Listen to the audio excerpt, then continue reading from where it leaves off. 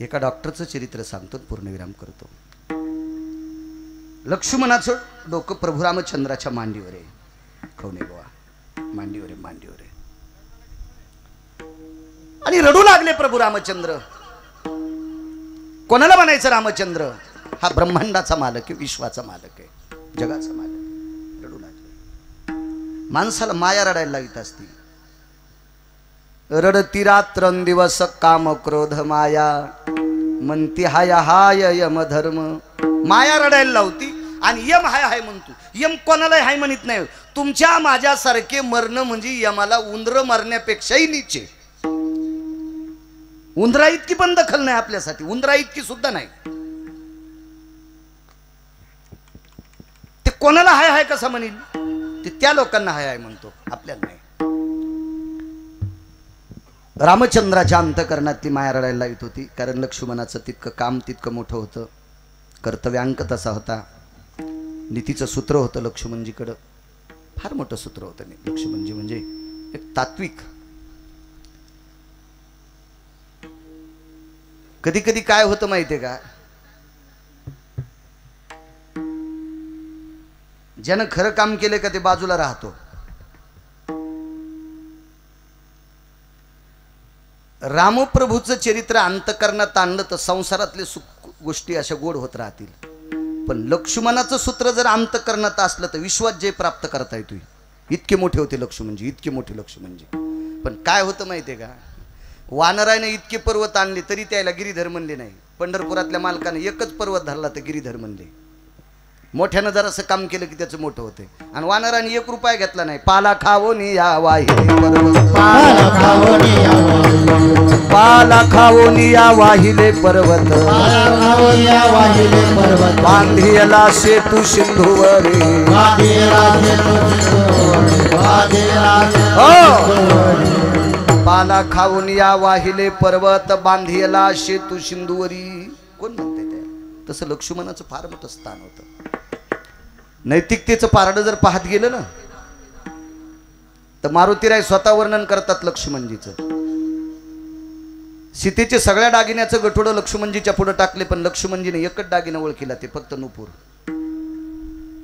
तर श्रुतीनं प्रश्न केलता, लखनलाल हे पूर्ण दागिने सीतेचे तुम्हाला एकच कस काय ओळखू आला? आईसाहेब, हे श्रुती माते, ज्या दिवशी वनवासात सीताई साहेबाची प्रभू रामचंद्राची सेवा करण्याकरता निघालो तर इतक्या काळात फक्त सीतेचं दर्शन घेत असताना पायच पाहिले, पायापासून वरी सीता पाहिलीच नाही. किती नंबरचा महाराज असेल लक्ष्मण, काय व्याप्ती असेल वागण्याची. याच्यातला इतका जरी अंक आपण अंतःकरणात घेतला तर विश्वात दगडा वापतीले ना आपल्याला मरण नाही. इतकाच जर आपण घेतला काय असेल त्या लक्ष्मणाची ताकद. आणि त्या लक्ष्मणाचं डोकं मांडीवर असल्यावर रामचंद्र रडत होते, माया होती ती. सगळी वानर पाहत होते, बघायला दुसरं कोणीच नव्हतं ना, पण इमानदार माणसं होते. बघायला माणसं नव्हते पण इमानदार प्राणी होते. माणसाचं काय खरं, हे एका सुटकीशी फुटत येतं. सकाळी इकडं, दुपारात इकडं, परदिवस तिकडं, त्याचं काय नसतं खेळ यायचा. 15 दिवस बिल्ला लावून एकाचा फिरायचा आणि गठोडा आलं की दणका चौथ्यालाच हाणायचा. काय नसतं माणसाचं खरं. वानर होती. गंधमादन नावाच्या वानराला सगळी लंका देऊ केलती, सगळी. फक्त एकदा रावण म्हणले, एकम रावणम रसनायाम त्वमा हेम भुवनम प्राप्त रस्तु नैवम गिरगावकर लिखितम. फक्त रसनेनं एकदा रावण म्हणले, एकदाच रावण म्हण, एकदाच सगळी लंका देऊन टाकतो. ते काय म्हणलं माहितीये का, त्वमाम नामनेयाम चेतो दृश्याम विधी संपादनो नैसर्गिक विधी संपादनो दिशा त्यागेषु सकलाम. याचा अर्थ खाली येऊन सांगू का? नैसर्गिक विधी म्हणजे संडास किंवा लघवी. इतकं तू ज्याचं नाव घ्यायला लावला त्याचं एकदा नाव घेतल्यावर मला लंका देतो असं म्हणायला ना, पण त्याचं नाव तर घेतच नाही. पण लघु शंका करता करता जर पुढे आला तर त्याच्याकडे तोंड करून पण लघवी करणार नाही. हे रावणाच्या सख्या भावाला गंधमादन नावाचं वानर म्हणत होतं. किती इमानदार असेल पहा. आणि इतके इमानदार वानर प्रभू रामचंद्राच्या सोबत होते. 18 पद्म वानर, 72 कोटी रिसन, 56 कोटी गोलांबूळ, इतके होते. सगळेजण पाहत होते. त्याच्यापैकी पुष्पदंत, यतिदंत, साक्षीदंत, भयदंत नदीतनय, कण्णव, आर्जव, विभूषित, मरमज्ञ, सुकांती, भयाश्व आणि भयपूर्ण हे सगळे वानर जमा झाले आणि यांच्या मुख्याला बोलले. ते मुख्या म्हणजे मारुतीराय. आणि मारुतीरायला सांगितलं, हनुमंता किती वेळ मालकाचं रडणं बघायचं, बघा काहीतरी प्रयत्न करा. मारुतीराय बुद्धिमतान वरिष्ठम, बुद्धीमध्ये अत्यंत टोकाचं रत्न मारुतीराय होते. जवळ गेले, प्रभूला विचारलं, प्रभू एक विचारू का, रडण्यात वेळ घालण्यापेक्षा आपण जर मालकाला वैद्याकडे नेलं, वैद्य त्या काळात वैद्य म्हणजे डॉक्टर, आपण जर डॉक्टरकडे नेलं तर आपले मालक बरे होतील. तर प्रभू रामचंद्रानं सांगितलं, आपण लंका रावणाच्या सरहद्दीत आहेत, बाजूला सर्वत्र समुद्राचा वेढ आहे, काही बाजूनं नुसतं निर्जर वन आहे, काही बाजूनं जे वन आहे त्याच्यातही राक्षसाचा ठावठिका आहे. बाकी किष्किंधा नावाची नगरी इथून फार दूर आहे, किष्किंधेचा राजा इथे आहे आणि त्या किष्किंधेतले मुख्य वानर इथं आहेत. आपण वैद्य कोणता बघायचा. तर मारुतीरायच्या बुद्धीचं टोक इतकं गोड होतं महाराज, इतकं गोड होतं. मारुतीरायनं लागलीच प्रभू रामचंद्राला सांगितलं, रावणाचा सख्खा भाऊ विभीषण आपल्याकडे आलाय. तेव्हापासून इकडे तिकडे जाण्याची पद्धत होती, राजकीय क्षेत्रात इकडे तिकडे तेव्हापासून जात होती लोक. तर विभीषण आपल्या पक्षात आलेला आहे, आपण विभीषणाला वैद्याच्या बाबतीत विचारू. तर त्यावेळेला मारुतीरायाला सल्ला दिला आणि मारुतीरायनं सल्ला दिला. प्रभू रामचंद्र होकार म्हणले आणि मारुतीराय विभीषणाला आवाज देतात, लंकेश. रावण मारायच्या आधी लंकेश म्हणले, काय वाणी असेल हो राजन, रावण मारायच्या अगोदर राजा पदवी, काय वाणी असते. ह्या लोकांची वाणी म्हणजे वाचा सिद्धी पावाला आधी बघवाल, ते बोलतील ते खरं, कारण ताकदही तशीच होती ना. मारुतीराय वैष्णवातले अग्रगण्य, येऊनी जन्मला मरकट, तो वैष्णवा माझी अतिश्रेष्ठ, हनुमंत म्हणावया कनिष्ठ, ऐसा पापिष्ट कोण आहे. एवढे मोठे मारुतीराय. लंकेश बोला, आपल्या लंकेत एखादा वैद्य डॉक्टर आहे, काय नाव आहे त्याचं, सुषेण नावाचं डॉक्टर आहे. विभीषणानं सांगितलं, मारुतीराय सुषेण नावाचा वैद्य, लक्ष्मण मालकाला शक्ती लागली त्यावेळेसपासून माझ्या लक्षात आहे, पण सुषेण नावाचा डॉक्टर आमच्या दादाला विचारल्याशिवाय तपासित नाही, आमच्या दादाला विचारल्याशिवाय तपासित नाही. ठीक आहे म्हणले. मारुतीराय म्हणले, पण घर सांगता येईल का कुठं. काय नाही, माझ्या घराच्या अमक्या अमक्या क्रमांकाचं घर ते. ठीक आहे, शांत बसा म्हणून मारुतीरायने उड्डाण केलं. त्यावेळेला बेल नसन घराला, बेल नसन त्यावेळेला, म्हणून शेपटीच्या गोंड्यानं कवाड वाजलं, कटकट कटकट कटकट कवाड वाजल्याबरोबर डॉक्टरच्या मंडळी आल्या. पोशाख कोणता असेल त्यावेळेला देव जाणे बाबा, त्या डॉक्टरची मंडळी काय घालीत असेल राम जाणे. बाहेर आल्याबरोबर मारुतीरायाच्या तोंडातून माय शब्द पडला, मान खाली घातली, माय शब्द पडला. कारण या विश्वामध्ये ठराविक लोक आहेत, परस्त्रीला पाहत असताना एक तर डोळे झाकत होते, एक तर मान खाली घालत होते. तुकोबारायानं माय शब्द वापरला पण डोळे झाकून वापरला. जाई हो तू माते न करी साया, जाई हो तू माते न करी साया, जाई हो तू माते न करी साया, जाई हो तू माते न करी साया. आम्ही विष्णुदास तैसे नो, आम्ही विष्णुदास तैसे नो, आम्ही वेळ झाल्यामुळं हातवरी करतोय बरं का, माफ करा. त्याला डोळे झाकले होते, डोळे उघडे नव्हते. मारुतीरायानं 6 स्त्रियाला बोलत असताना डोळे झाकले. आज ही एक स्त्री आहे, माय मालकाला बोलवता. ती आतमध्ये गेली आणि सांगितलं, अहो तुम्हाला कळालं का, एक वानर आलंय, एक वानर आलंय आणि त्यांनी तुम्हाला बाहेर बोलवले. ते म्हणलं, तुला काही डोकं आहे का ग,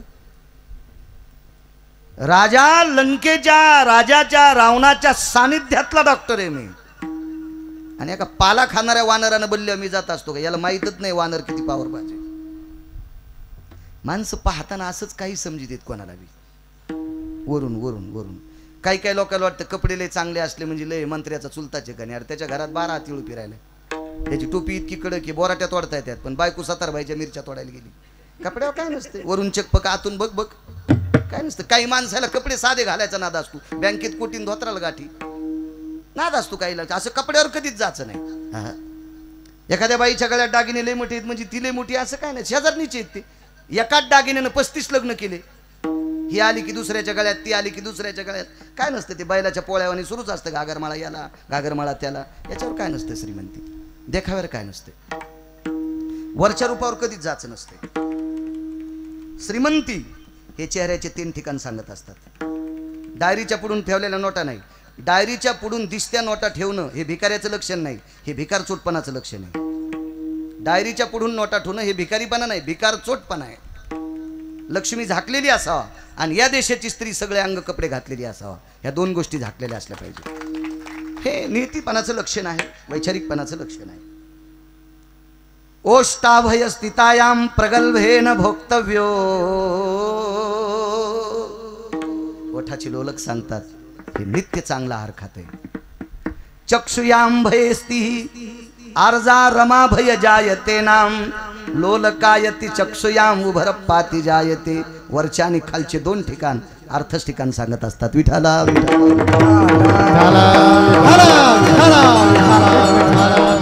बँकेतले ओरिजिनल अधिकारी कागदपत्र पाहण्यापेक्षा त्याचा चेहरा पाहतात. वापस द्यायच्या लायकीचा आहे का? तुमच्या क्षेत्रात पण चेहरा पाहिल्याच कळतं बरं गुन्हेगार कोण आहे म्हणून.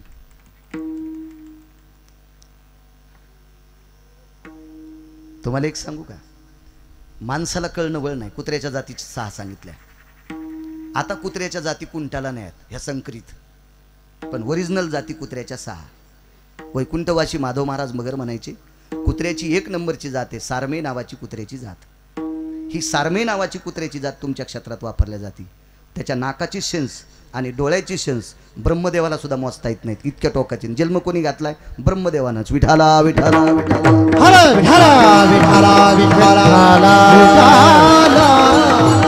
हो, म्हणून तुमच्या क्षेत्रात कुत्रे. एक जण म्हातारी कीर्तनाला निघाले आणि कुत्र्याला म्हणले, त्याच नाव होतं टब्या. टब्या आम्ही कीर्तनाला चाललो, 11:30ला वापस येऊ संध्याकाळी. दारात बसून राह. कुत्रं दारात बसून राहिलो, इतकं इमानदार. आणि पोरानं मागच्या खिडकीतून सोयाबीन इकली. 2-4 थैल्या मागच्या खिडकीतूनच पोराने इकल्या. आता कुत्रं चांगलं का पोरगं चांगलं आहे का नाही? त्याची सेन्स असते. त्याच्यावर सारमे नावाच्या कुत्र्याच्या जातीचे अंश होते. चला काय सांगू लागलो हा? सुशेन नावाचा वैद्य, ते म्हणलं वानर, आणि मला बोलवाय ना. 2 नंबरचा वैद्य, 1 नंबरचा वैद्य धन्वंतरी, 2 नंबरचा सुशेन, असे 5 वैद्य आहेत. पुन्हा 3 नंबरचा सांगता येत कोणाला? राहू द्या, मी तरी कशाला सांगू. सगळ्या गोळ्या एखाद्या घातल्यावर रिॲक्शन येत असते. 2च लक्षात ठेवा, 1 नंबरचे धन्वंतरी आणि 2 नंबरचा सुशेन. तुमचं काम कसं माहिती आहे का? चोर पंक्चर सारखं. दुकानात नेल्यावर पंक्चर गवसन, घरापुढे गाडी लावल्यावर हवा राहीन. ते साबणा लावलं बेजारी पंक्चर काढणार, पण पंक्चर गवसत. आणि घरापुढे गाडी लावल्यावर हवा राहीन, याला चोर पंक्चर म्हणते.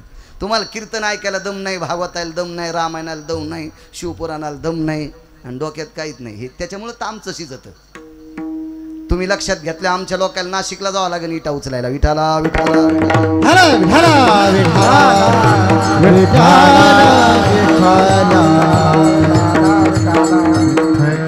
जगातला 2 नंबरचा वैद्य वानर मला बोलवतोय. ते म्हणली, एक सांगू तुम्हाला, वानर आहे, पण आपण ज्याच्या राज्यातल्या भाकरी खातो त्या राज्याच्या मालकाच्या दाढीन मिशा जाळणारं वानर आलंय. डॉक्टरचं सगळं अंग ओलं झालं घामानं.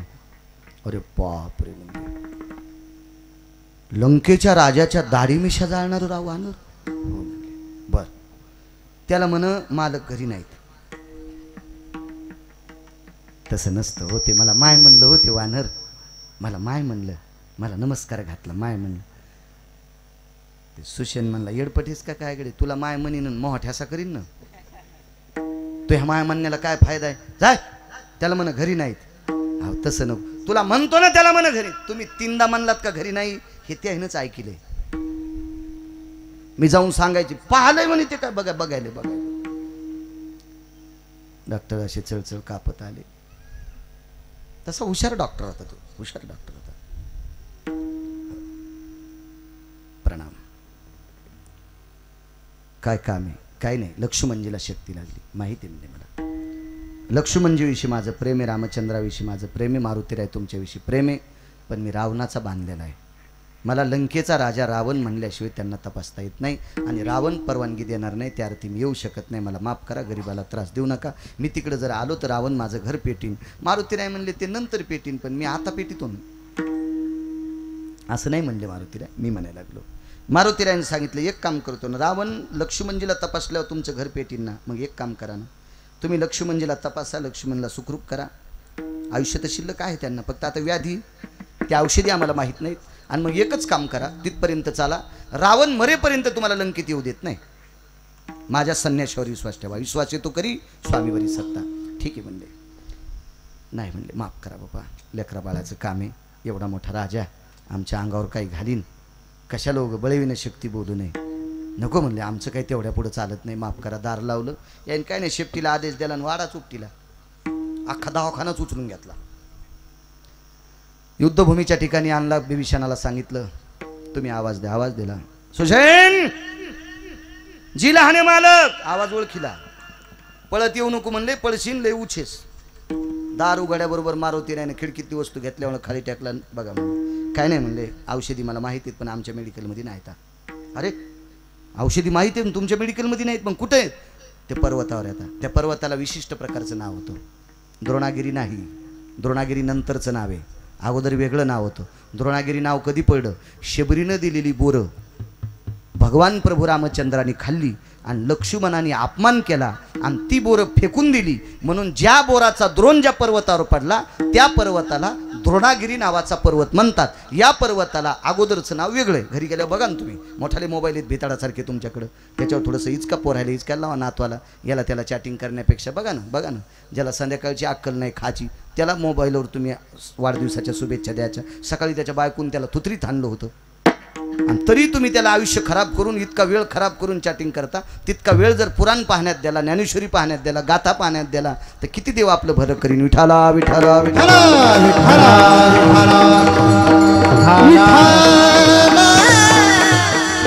त्या पर्वतावर सापडतील. मारुतीरायने सांगितलं मी आणतो. तरी सुषेण नावाच्या वैद्याने सांगितलं आणता याचा विसाबा असा नाही. सूर्योदयाच्या पूर्वी काय म्हणले घेऊन येतो. आणला पर्वत. त्याच्यातल्या वनस्पती काढ्या.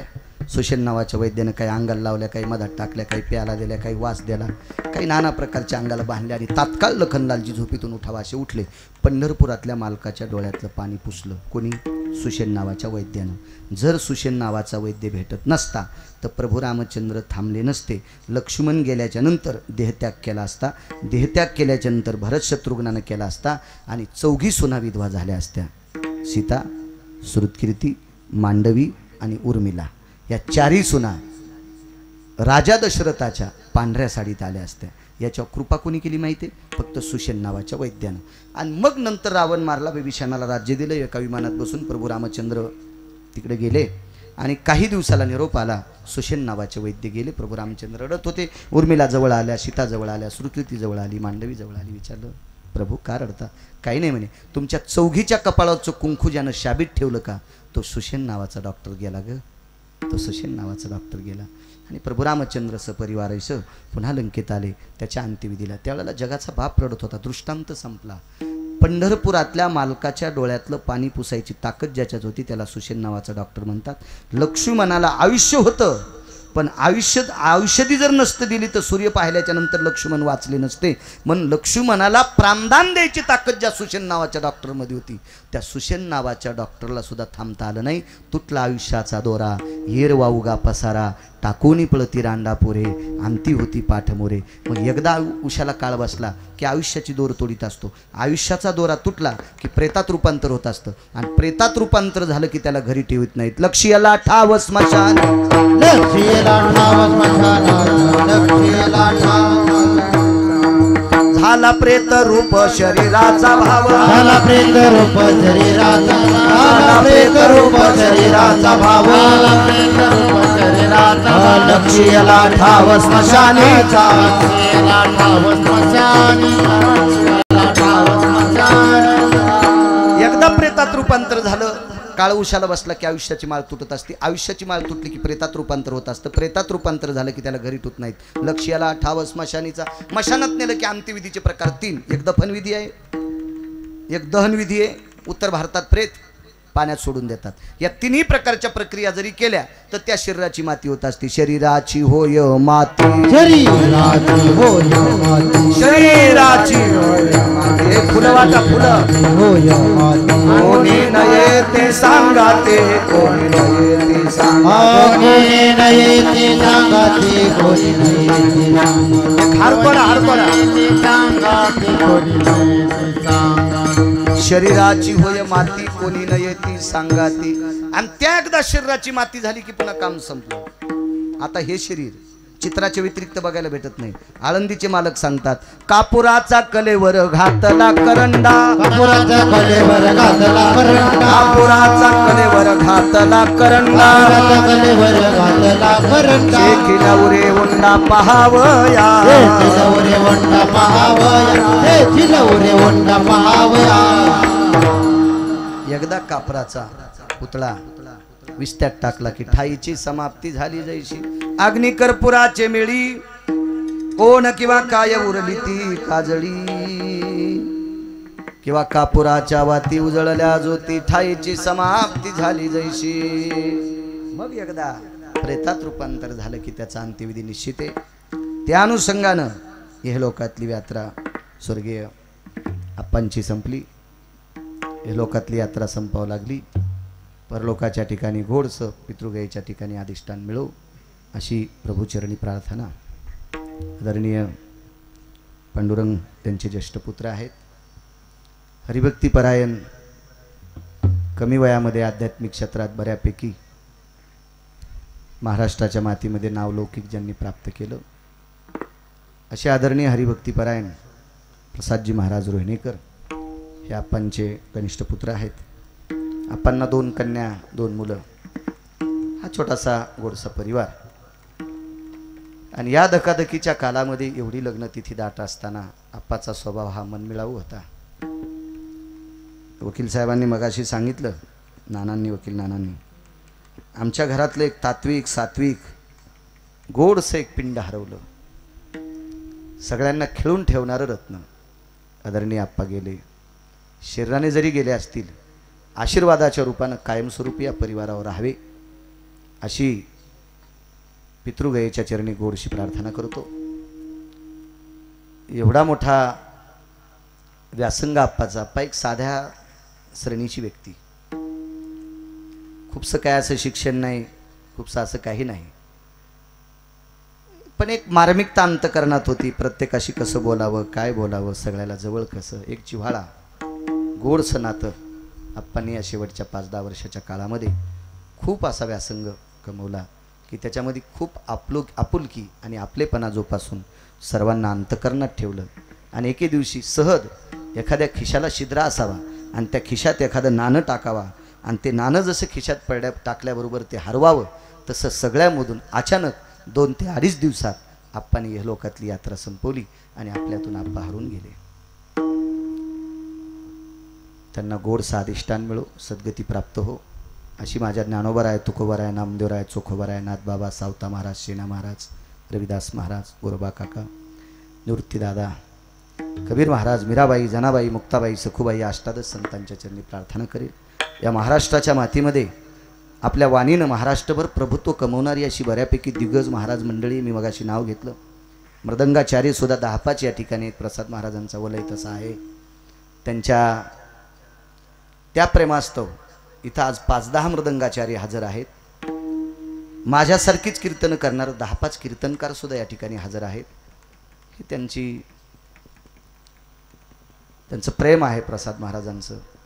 त्यांच्या या प्रेमाकरता, या दुःखद कार्यक्रमाकरता सर्व उपस्थित असणारी महाराज मंडळी, मृदंगाचार्य आणि गायनाचार्य दिग्गज मंडळी आहेत. एक एकाहून एक बळी असणारी गायनाचार्य मंडळी सुद्धा या ठिकाणी आहेत.